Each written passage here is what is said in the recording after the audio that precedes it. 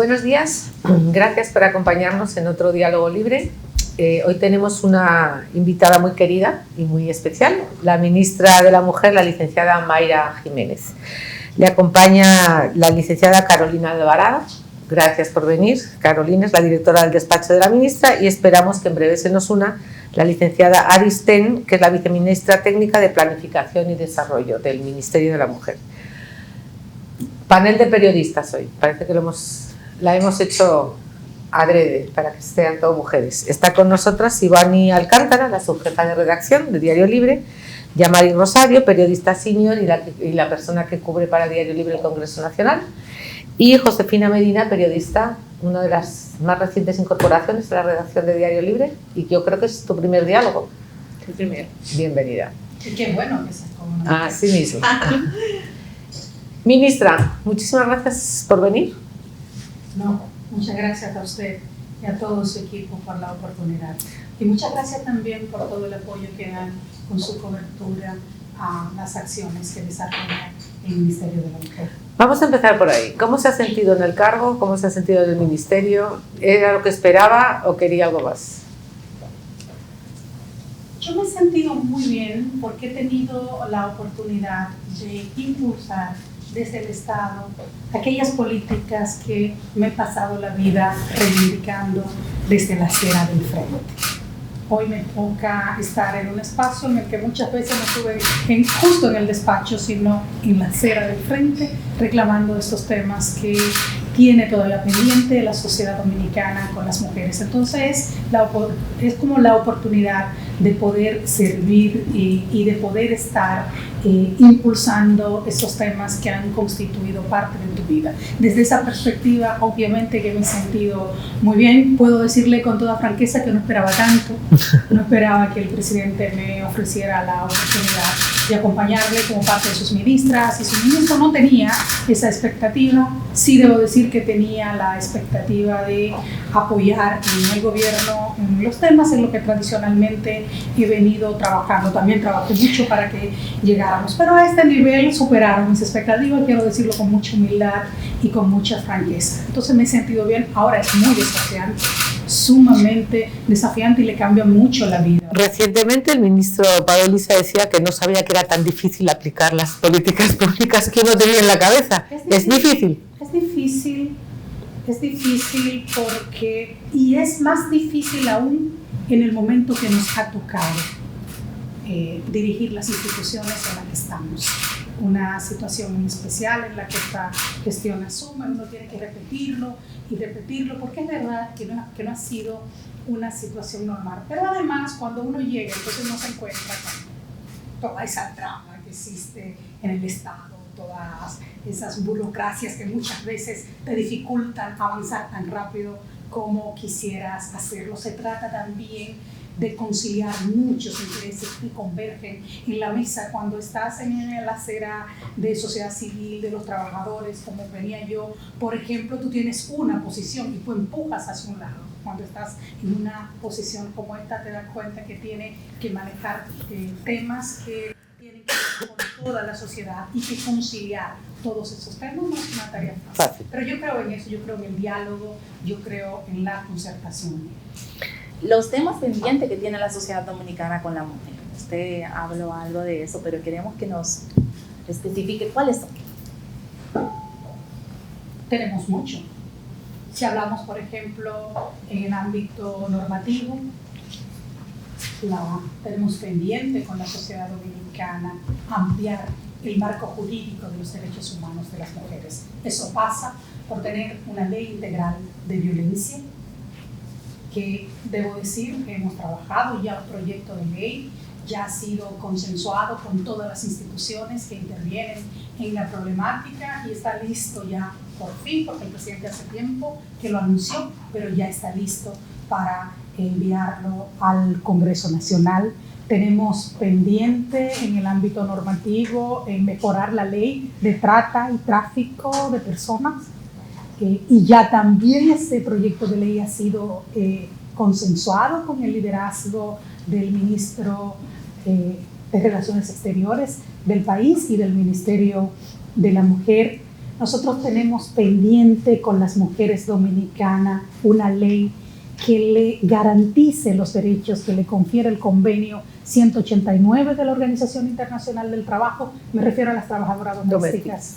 Que hay que decirlo, estamos hablando de más de 250.000 trabajadoras en la República Dominicana que se dedican al servicio doméstico, que hacen posible que todas ustedes y que yo y que Carolina podamos salir a trabajar, pero que sus propios derechos no están garantizados, que muchas veces tienen que ir a cuidar a nuestros hijos y a nuestras hijas dejando a los suyos enfermos. Entonces, este país le debe a las trabajadoras domésticas una ley que le garantice que puedan trabajar en condiciones de dignidad y con un salario justo. Tenemos pendiente y ya también estamos avanzando en el establecimiento de un sistema nacional de cuidados que forme parte del piso de protección social del país. Históricamente, el cuidar a la familia o a cualquier persona que lo necesite ha estado bajo la responsabilidad de nosotras las mujeres.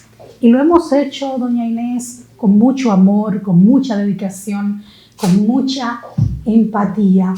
Y yo le comento algo que me pasó cuando inicié la gestión. Yo andaba detrás de conseguir un gran centro para poder ampliar el servicio de casa de acogida, ya no como una casa de acogida, sino como un centro que pueda dar condiciones especializadas. Y de repente me enteré de un gran centro que habían construido en el país para un asilo, pero que no había prosperado como negocio.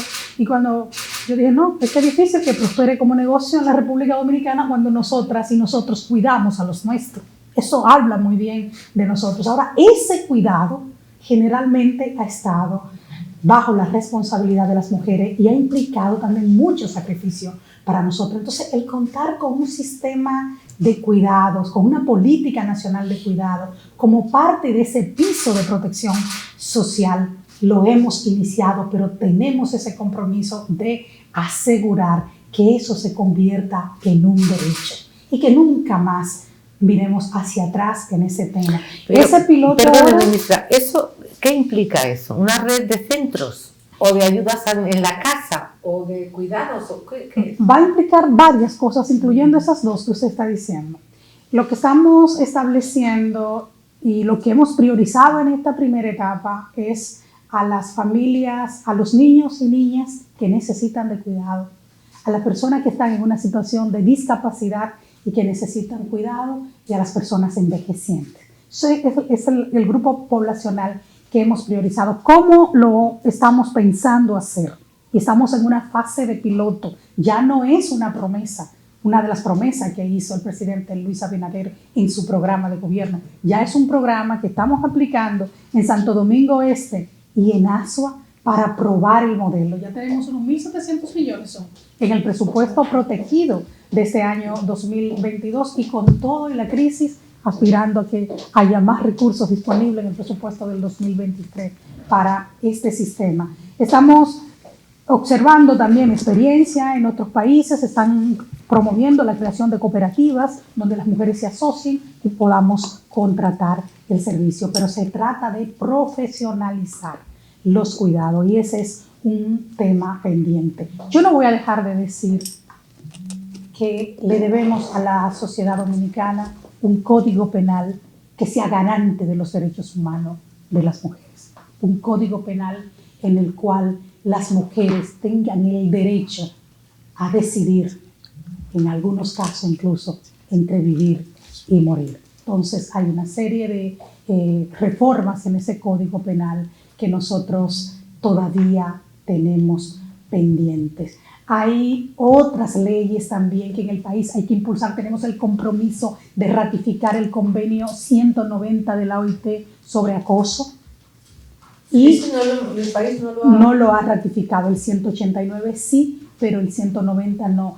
Y esa ratificación tiene que pasar también por una ley especial que garantice que las mujeres puedan transitar libres en este país por donde se les ocurra y que estén seguras, que estén libres de acoso. Entonces, ese desafío de ampliar el marco normativo de los derechos humanos de las mujeres es sumamente importante. Obviamente que también tenemos enormes desafíos en todo lo que tiene que ver con la prevención y a la atención a la violencia de género e intrafamiliar. Un flagelo que encontramos agravado, no puedo dejar de decirlo, lo encontramos sumamente agravado cuando iniciamos esta gestión de gobierno, que inmediatamente elaboramos un plan estratégico por una vida libre de violencia para los próximos 4 años, que lo hicimos de manera muy articulada a nivel interinstitucional con las instituciones del Estado, pero también con las organizaciones de sociedad civil, que establecimos las líneas en materia de prevención, en materia de sanción, en materia de reparación y de gobernanza del sistema, y que lo hemos estado aplicando y aplicando en el territorio.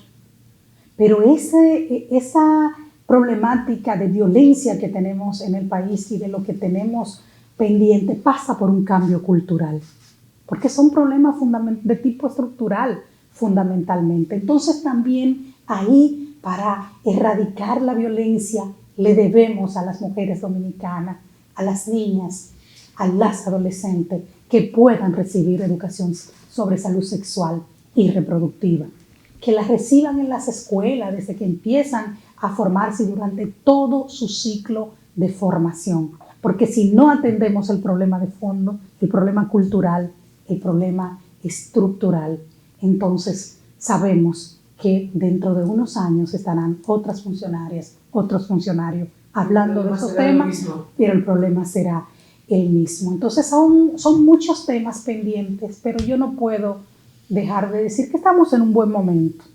Estamos en un buen momento en el cual en este gobierno tenemos funcionarios y funcionarias muy comprometidos y comprometidas con los temas que están trabajando, y eso es bueno para la gente, eso es bueno para el país.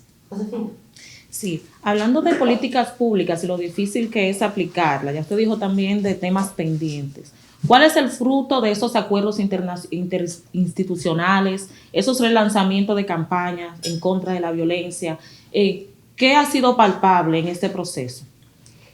Quizás un resultado muy concreto es el hecho de que con el Ministerio de Educación, por ejemplo, el Ministerio de la Mujer elaboró 33 cátedras educativas con aspiraciones a que formen parte del nuevo currículum en la tanda extendida. Ahí estamos con el Ministerio de Educación, ya hemos grabado 2 ADIs que están como parte de las cátedras ciudadanas, y estamos revisando y concertando contenido con sus unidades para asegurar que esto pueda llegar.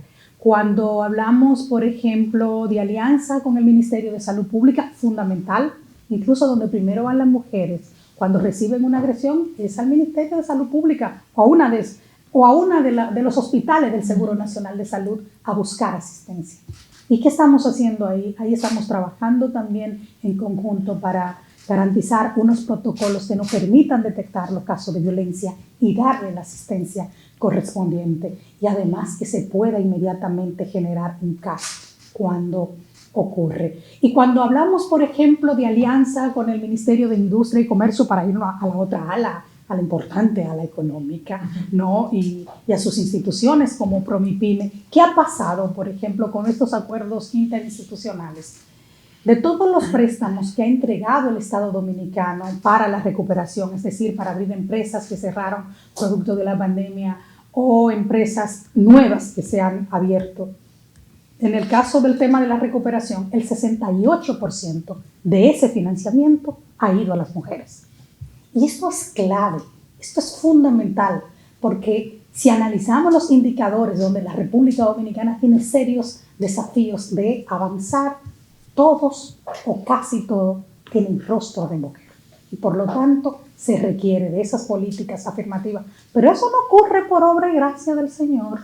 Eso hay que trabajarlo, eso hay que promoverlo, eso hay que defenderlo. Como parte de esas alianzas también interinstitucional, por ejemplo, con el Ministerio de la Presidencia, cuando se estableció el Programa Nacional de Vivienda, Vivienda Feliz, instituimos un bono mujer para que además de las facilidades que da el Estado en ese programa, haya un apoyo adicional especial que entregue el Ministerio de la Mujer a las madres solteras, a las mujeres que tienen situación de discapacidad, a las que son acogedoras de niñas y niños producto de un feminicidio, víctimas de un feminicidio, huérfanas y huérfanos por un feminicidio.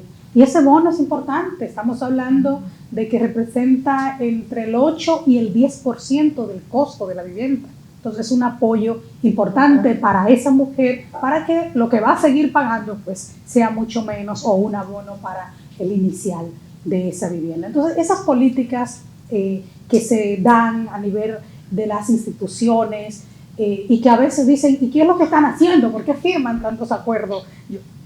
Y eso sirve para algo, eso cambia la vida de la gente, que es lo que siempre debe preguntarse un servidor público, una servidora pública, si lo que yo estoy haciendo está cambiando la vida de la gente, si le está cambiando para bien, dan esos resultados, porque es muy difícil hacerlo solo, hacerlo de manera aislada, sobre todo en una institución como el Ministerio de la Mujer, cuyo rol fundamental es un rol de rectoría.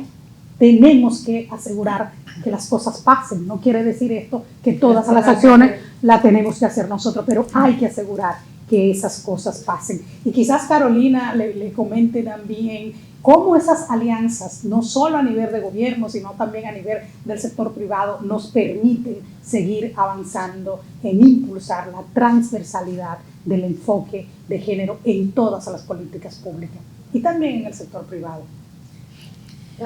Bueno, aunque usted ha hablado un poquito de ese empoderamiento que se necesita la mujer como para precisamente librarse de la violencia, necesita la independencia económica, y vi que hicieron un acto que tuvo que ver con el empoderamiento económico de las mujeres. Entonces, a usted ha hablado de financiamiento, pero también me pregunto si hay en las políticas públicas forma de capacitación, de orientación a estas mujeres que reciben estos recursos, en qué lo van a utilizar, quizá en proyectos de emprendurismo para poder avanzar o insertarse en el mercado laboral. Si podría decir algo concreto con relación a esas acciones. Con muchísimo gusto, pero me gustaría que sea la viceministra Adis, porque es una apasionada del tema, ha estado al frente de impulsar esa política dentro del Ministerio de la Mujer, que pueda compartirle lo que estamos haciendo para las autonomías, la económica, la física, Carolina, la política. Muchísimas gracias, ministra. Muy buenas tardes. Me encanta poder escuchar que haya salido la pregunta, ¿verdad? Aunque nosotros nos íbamos a ocupar de que salieran las respuestas. Pero gracias por... Es una táctica. Yo creo sí, que tú exacto. Entonces, ahí hemos coincidido, ¿verdad? Todo el tema de autonomía es parte de un enfoque que tiene la Política Nacional de Equidad de Género, que es el Plan Nacional de Equidad y de Igualdad de Género, el PLANE, que es como el principal instrumento de política con el que cuenta la administración pública, no solo el Ministerio de la Mujer. Así como tenemos Estrategia Nacional de Desarrollo, hay un Plan Nacional de Género que lo elabora el Ministerio de la Mujer, pero que es un instrumento de política para toda la administración pública. Entonces, ahí tenemos ese enfoque de autonomía. La autonomía física de la mujer, la autonomía económica y la autonomía política, que tiene mucho que ver con la toma de decisiones, ¿verdad? Entonces, en cuanto a autonomía económica, en el PLANEC tenemos toda una política nacional enfocada al empoderamiento económico de las mujeres. Y nosotros, ¿qué estamos haciendo en esta gestión para desarrollar ese empoderamiento económico de las mujeres? Por un lado, nosotros estamos trabajando con entidades clave dentro de la administración que tienen mandatos de trabajar por el desarrollo económico para poder fortalecer junto con ellas el enfoque de género dentro de sus mandatos de desarrollo económico. Importantísimo trabajarlo, siempre ha sido importante, pero ahora más que nunca, porque sabemos que la pandemia, que uno de los efectos de la pandemia fue profundizar las brechas y las debilidades económicas de las mujeres. Entonces nosotros estamos trabajando con instituciones clave como el Ministerio de Industria, Comercio y MIPYME, estamos trabajando con PROMIPYME, estamos trabajando con instituciones también del sector privado, como el Banco Adopen, que tiene una amplia trayectoria en trabajo para el desarrollo económico de las mujeres, llevando todas esas oportunidades a las mujeres en las localidades. Primero, asegurando que tienen en sus programas ese enfoque para la mujer y oportunidades específicas para las mujeres que, como hemos visto, o sea, ya es resultado. El hecho de que hoy día la cartera de Promipyme sea eminentemente femenina es un resultado concreto de una política de financiamiento más dirigido hacia las mujeres. Entonces nosotros estamos trabajando junto con esas instituciones llevando a las localidades el conocimiento de esas oportunidades. Aquí hay oportunidades de financiamiento, hay oportunidades para el acceso al empleo conjuntamente con el Ministerio de Trabajo, hay oportunidades para la formación y para el desarrollo de los emprendimientos. Pero no nos quedamos ahí. Nosotros también estamos desde el punto de vista legislativo, que es un ámbito que trabajamos en el Ministerio de la Mujer, mirando brechas u oportunidades en legislaciones para poder fomentar ese desarrollo económico. Ley de contrataciones públicas. En el Congreso Nacional hay una propuesta de reforma de la Ley de Contrataciones Públicas. ¿Cuáles fueron las propuestas del Ministerio de la Mujer ahí? Una de nuestras propuestas fue la ampliación del porcentaje de compras que se deben hacer a las MIPYMES de mujeres. Entonces, desde el punto de vista legislativo también, fomentando ese tipo de oportunidades. En todo lo que tiene que ver con nuestro trabajo en el ámbito de la protección y especialmente a las víctimas de violencia intrafamiliar y de género, por primera vez se ha incorporado la reparación económica a las víctimas de violencia. O sea, primera vez. Y tenemos que es el programa de asistencia social más importante de todos lo que tiene el Estado Dominicano. Siempre lo anoto porque creo que es un indicador claro del nivel de la alta prioridad que estamos dando a esta problemática. ¿En monto? Sí. En monto y en lo que tiene que ver también con su reparación y su capacitación para que puedan emprender o acceder al mercado laboral. ¿De cuánto monto hablamos? La asignación para reparación económica que tenemos actualmente está valorizada en 10,000 pesos.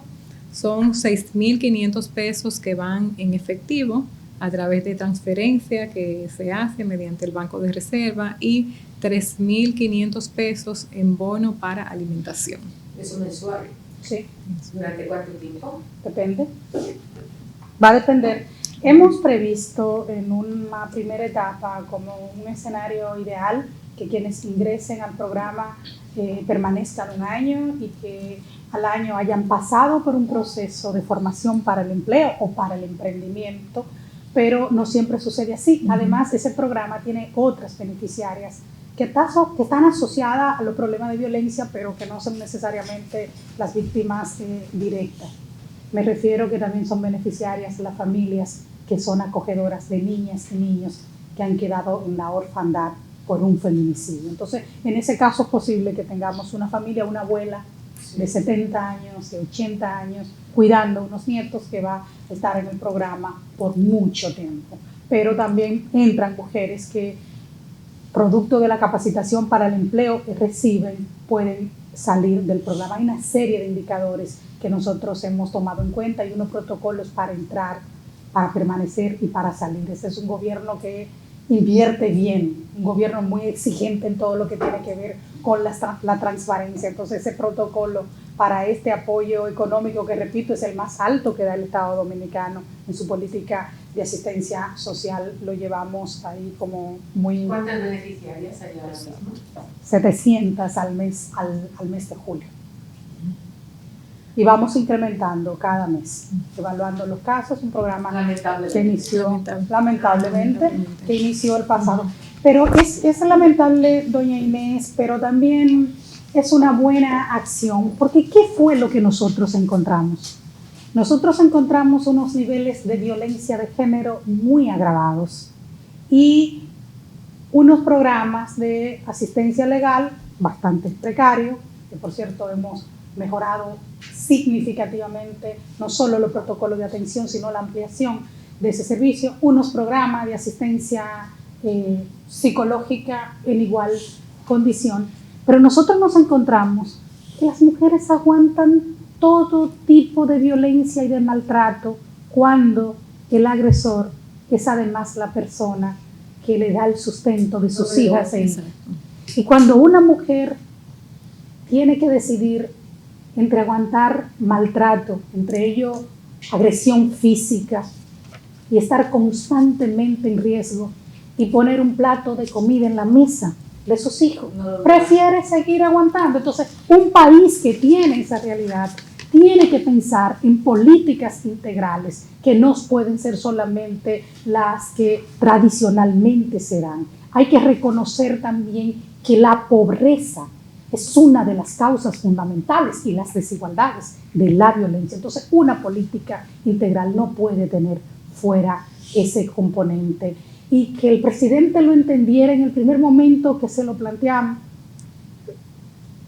en medio de una situación tan difícil por los efectos en la salud y todos los recursos para las vacunas y para la contingencia sanitaria y los recursos también para la contingencia económica, los trabajadores que había que subsidiarlo de alguna manera y mantener esos programas y explicarles que estos programas había que iniciarlos y decir sí, yo estoy de acuerdo porque no, esto no puede pasar en la República Dominicana. No puede haber una mujer que por un plato de comida para su hija, para su hijo, tenga que estar sometida a una situación de violencia. Entonces, eso no es un gasto para este país, esto es una inversión justa, humana, que se la debemos a tantas y tantas víctimas que posiblemente por no haber tenido ese tipo de acompañamiento, ese tipo de apoyo, hoy no la tenemos con nosotros y con nosotras.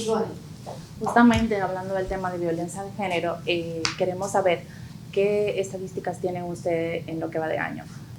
Y también, si hay entre las instituciones del Estado que manejan el tema, si existe una estadística conjunta, porque la Procuraduría a veces tiene una cifra, ustedes otra, la policía otra, y en fin, no sabemos los medios al final cuántos casos son. No es que queramos contarlos, pero lamentablemente es una realidad. Mire, siempre que damos estadísticas dentro del Ministerio de la Mujer, aclaramos que la institución responsable de dar cifras oficiales es la Procuraduría General de la República.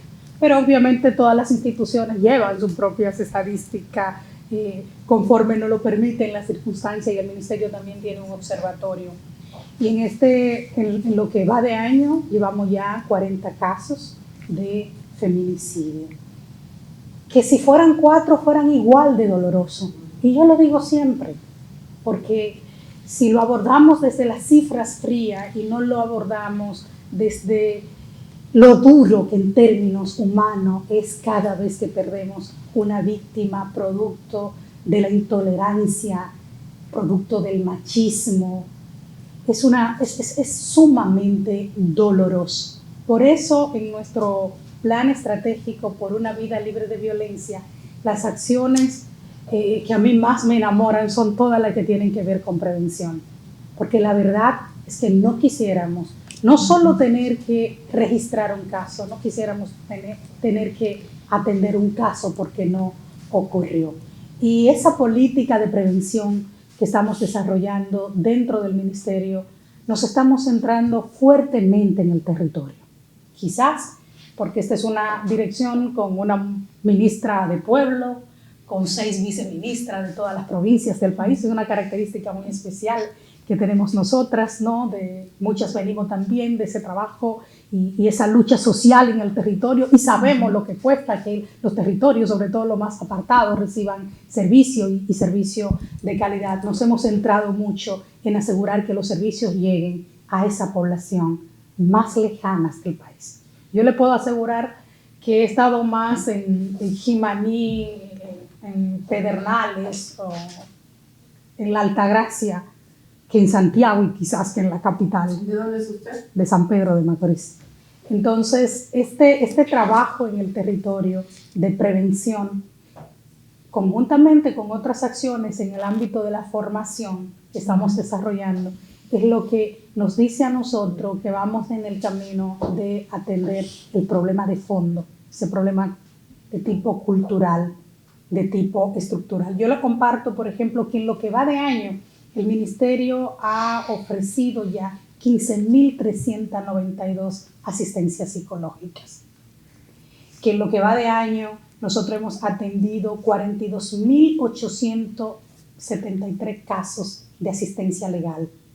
que en nuestra línea de emergencia, que aprovecho para promoverla y le pido siempre a los medios que nos ayuden a promoverla, porque la promoción es costosa, doña Inés. No me digas. Es costosísima, es costosísima, y necesitamos que cada dominicana sepa que hay una línea de emergencia que funciona las 24 horas del día, los 365 días del año, y que no importa en el rincón del país que usted esté, si usted llama, vamos a ir en su auxilio, y que cada vez estamos más cerca, lo digo siempre. ¿Y por qué lo digo? Porque cuando nosotros iniciamos yo solo encontré 7 líneas de emergencias. ¿Y ahora?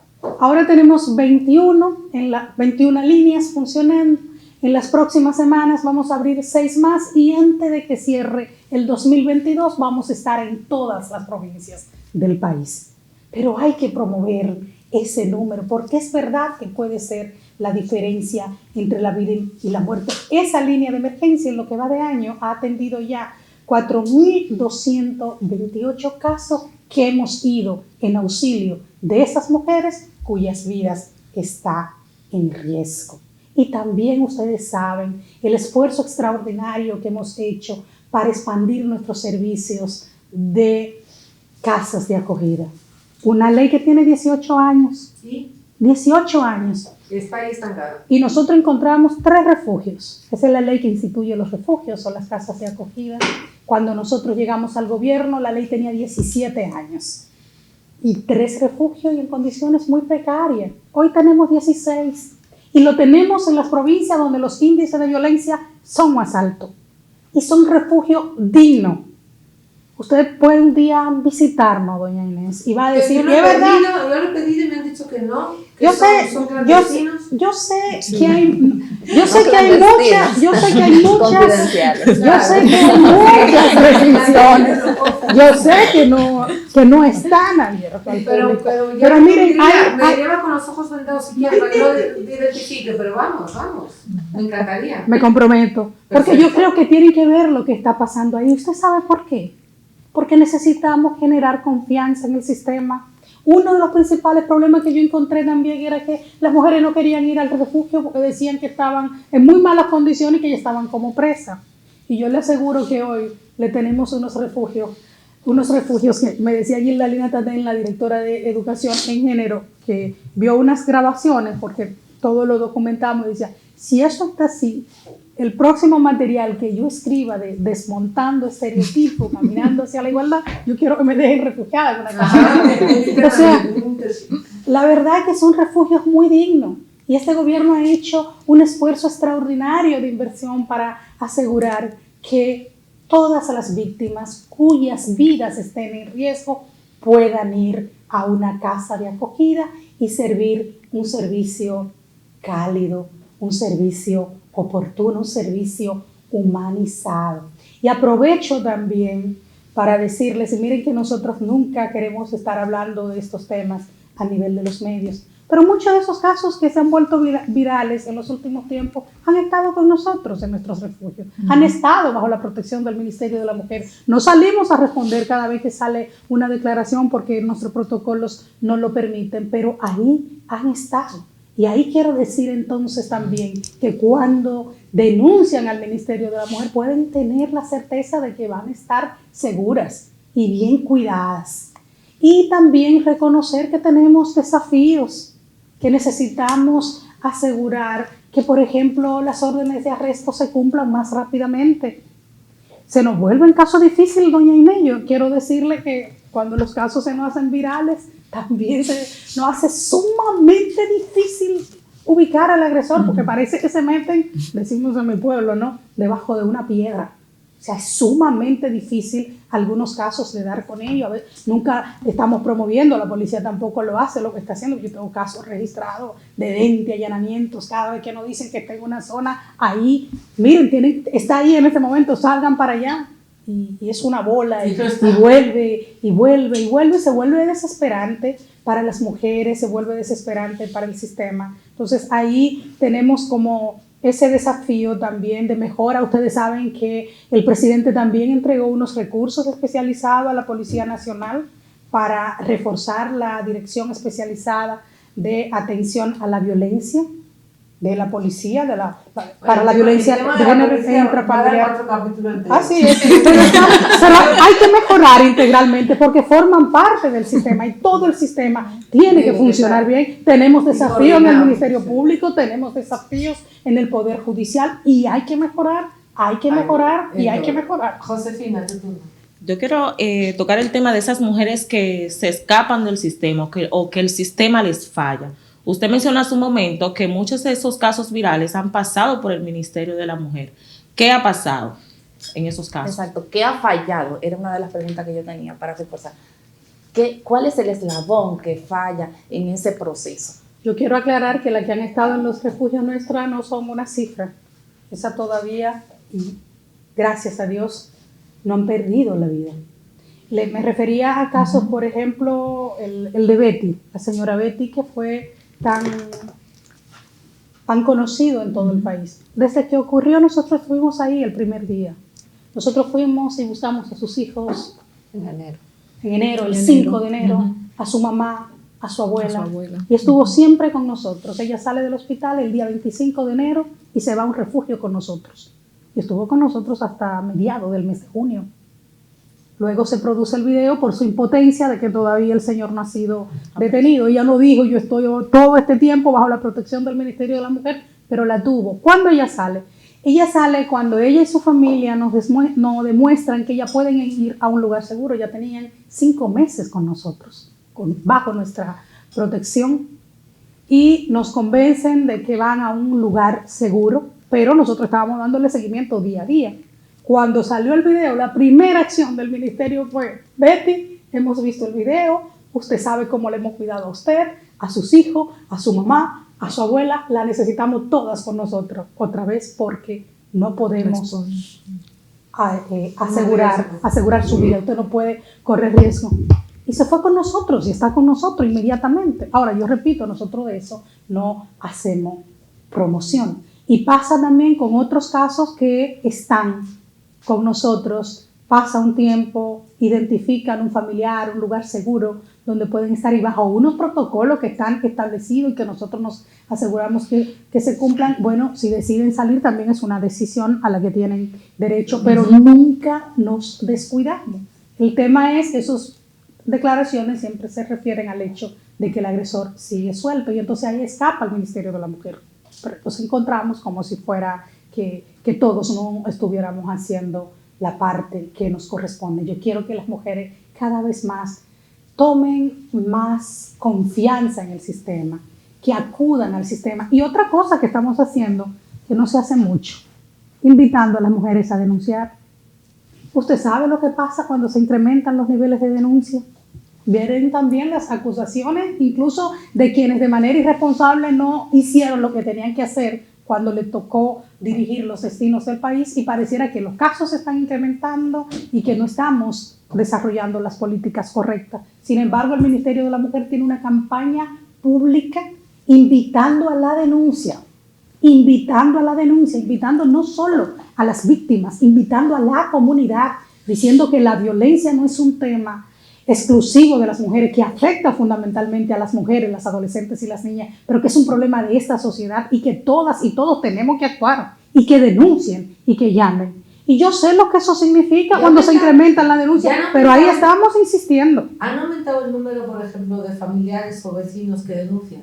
Sí, han aumentado. Porque conocen un caso, aunque la víctima no quiera denunciarlo, que lo denuncien otros.